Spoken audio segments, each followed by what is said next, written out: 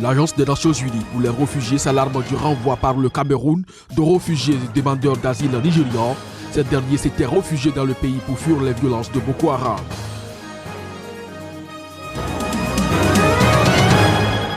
Au Zimbabwe, l'ancien président Robert Mugabe est cité à comparaître devant le Parlement le 9 mai prochain.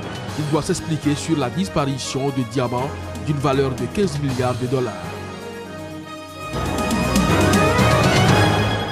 En visite en France, le président ivoirien Alassane Ouattara a loué les excellentes relations entre son pays et la France, qui selon lui tire l'économie ivoirienne.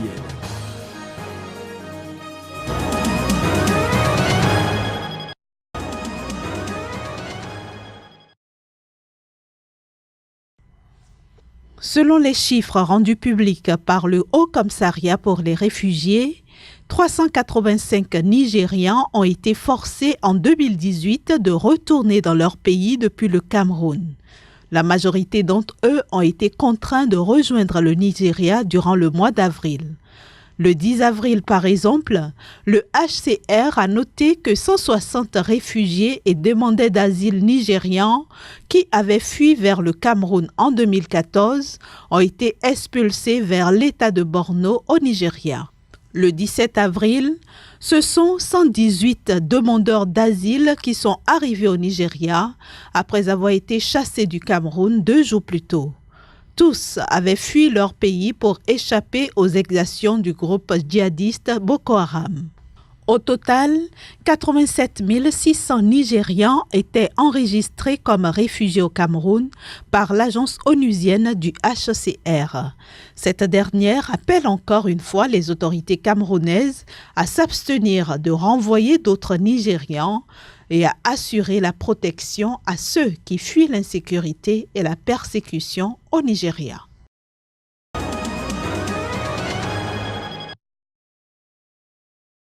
Cette visite du président ivoirien Alassane Ouattara intervient selon l'Élysée dans le cadre d'une visite privée en France. La rencontre entre les deux chefs d'État a notamment porté sur les dossiers économiques comme le métro d'Abidjan et la lutte antiterroriste. Après avoir été reçu par son homologue Emmanuel Macron, le chef de l'État ivoirien a loué les excellentes relations entre son pays et la France. Selon lui, la France tire l'économie ivoirienne qui affiche l'une des meilleures croissances en Afrique. Pour rappel, en marge du sommet Union africaine-Union européenne en novembre 2017, les présidents Alassane Ouattara et Emmanuel Macron avaient lancé les travaux de la première ligne du métro d'Abidjan, financée à hauteur de 1,4 milliard d'euros par la France. Et le président Alassane Ouattara a indiqué espérer que le chantier puisse se terminer en 2021 au plus tard. Interrogé sur la politique ivoirienne et l'annonce faite ce jeudi par Henri Konan Bédié, le président du Parti démocratique de Côte d'Ivoire PDCI, l'un des plus grands partis de la coalition au pouvoir, de présenter un candidat à l'élection présidentielle de 2020, Alassane Ouattara a déclaré que tout le monde pourra être candidat.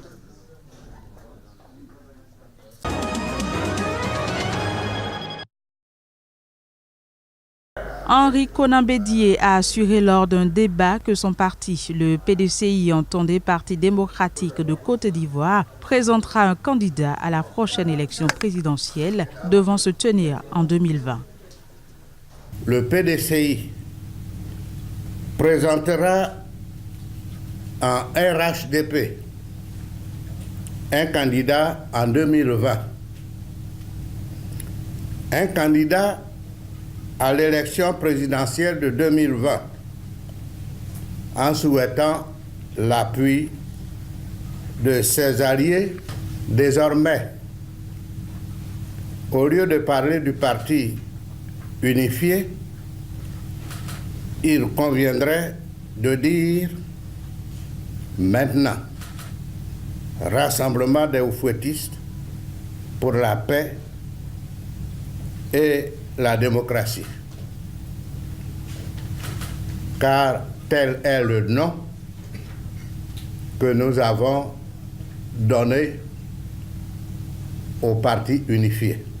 Henri Konan Bédié a tenu par ailleurs à rassurer sur la tenue pacifique des prochains scrutins, notamment les investisseurs. Le PDCI est l'un des deux grands partis de la coalition au pouvoir. Il est un allié du Rassemblement des Républicains RDR, le parti du président Alassane Ouattara au sein de la coalition électorale RHDP, entendit Rassemblement des Oufouettistes pour la démocratie et la paix.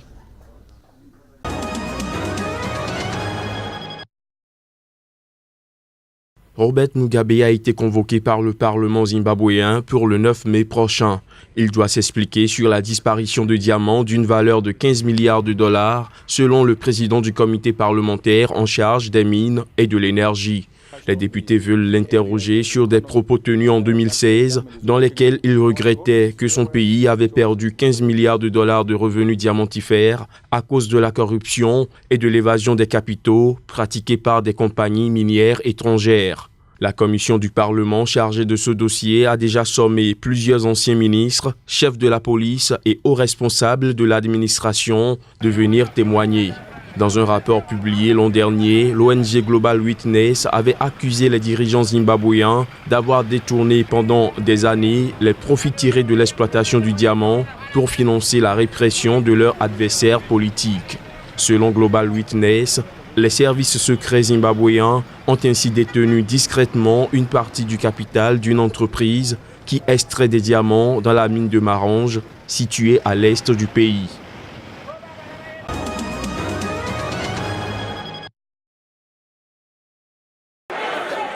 La scène est surréaliste à l'Assemblée nationale sénégalaise, des députés qui se battent lors d'une séance plénière. En cause, l'examen du projet de loi sur les parrainages que l'exécutif veut faire adopter. Le texte oblige tous les candidats à l'élection présidentielle de recueillir la signature de 1% du corps électoral. Depuis, l'opposition est vent debout contre cette loi dont elle a boycotté son examen ce jeudi. Il y a un danger concernant ce parrainage parce qu'il peut l'utiliser comme instrument politique pour écarter certains candidats à l'élection présidentielle. On empêche les Sénégalais d'être là, mais nous aussi on nous empêche de débattre. C'est quelque chose d'inacceptable. Nous ne pouvons pas être complices d'une telle forfaiture, c'est pourquoi nous avons quitté la salle. La loi a finalement été adoptée à l'absence de l'opposition. Désormais, chaque candidat devra se faire parrainer par 65 000 électeurs domiciliés dans au moins 7 régions. Pour les camps de la majorité qui a porté la loi, elle va permettre d'éviter des candidatures fantaisistes. La révision de la Constitution procède de l'analyse concrète de la situation du pays depuis l'indépendance et de l'ensemble des difficultés que nous avons rencontrées à l'occasion des différentes élections. Et nous voulons éviter aux générations futures et au Sénégal, dans l'avenir, les difficultés et turpitudes qui nous ont valu des difficultés à l'occasion d'élections. Dehors, des heurts ont éclaté toute la journée. Les manifestants qui brûlaient des pneus ont été dispersés par la police à coups de gaz lacrymogène. Toutes les routes menant à l'Assemblée nationale et au centre-ville ont également été bloquées par les forces de l'ordre. Ça veut dire que nos libertés sont restreintes. Ils ont quadrillé la ville depuis ce matin. Ils savaient que la population allait sortir et manifester leur mécontentement. Nous ne sommes pas d'accord avec ce projet de loi. Je croyais qu'il y avait une démocratie. Malheureusement, que cette démocratie n'existe pas. On nous leurre. Des manifestations ont également été signalées dans de nombreuses grandes villes du Sénégal. Plusieurs leaders de l'opposition ont été arrêtés, dont l'ancien Premier ministre Idrissa Seck.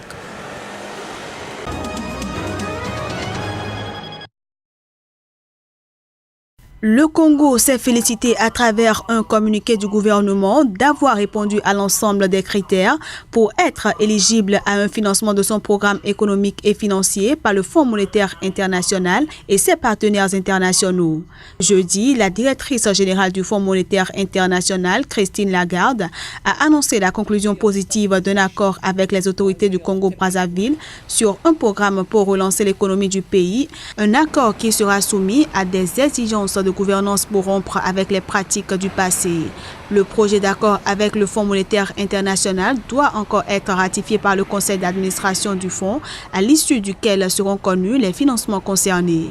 La conclusion de cet accord permettra également à Brazzaville de bénéficier d'autres financements bilatéraux, comme l'a évoqué récemment le ministre français de l'économie qui annonçait un soutien de 135 millions d'euros conditionnés à la conclusion d'un programme avec le Fonds monétaire international. Ce programme a pour objectif d'assurer la reprise de la croissance économique d'ensemble, fondée sur un équilibre budgétaire pérenne et la restauration de la viabilité de la dette à court terme. Rappelons que l'économie du Congo a été fortement touchée par la chute du cours du pétrole.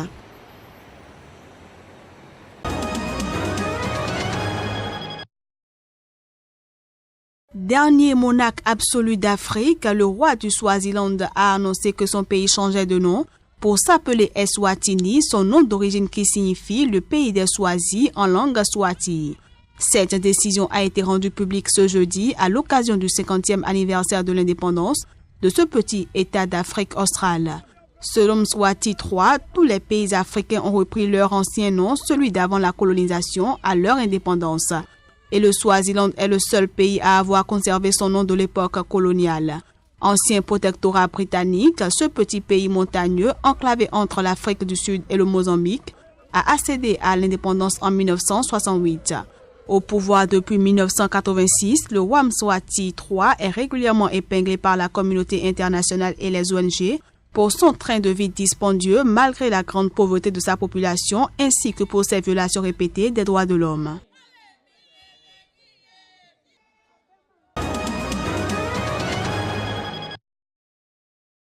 La quantité des hydrocarbures qui transitent dans les eaux togolaises devenant de plus en plus importante préoccupe les autorités du pays. Le problème de sécurité de l'acheminement des hydrocarbures se pose à terre comme en mer.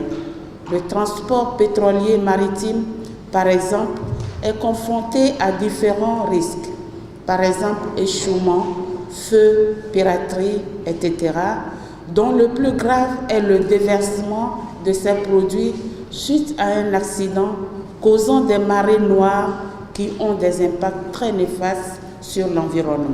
Vu les conséquences désastreuses du naufrage du pétrolier Erika survenu en France en décembre 1999, le gouvernement togolais et les experts en sécurité maritime décident de prendre les mesures idoines afin d'assainir et de sécuriser les aires maritimes d'où transitent les hydrocarbures. Pensons-nous, mesdames et messieurs, que nous sommes aujourd'hui assez armés pour faire face à une catastrophe de telle envergure? Pensons-nous que nos différents plans d'urgence, d'incendie ou pollution sont adaptés aux normes et pourront permettre de lutter efficacement contre une marée noire que, bien évidemment, nous ne souhaitons pas dans nos eaux? Inscrit dans un atelier, cette journée de réflexion sur les dispositifs de sécurité incendie et de lutte contre la pollution marine par les hydrocarbures dans le domaine maritime et portuaire au Togo doit sortir des propositions subséquentes, dira la ministre du Commerce, représentante de son homologue des infrastructures et des transports,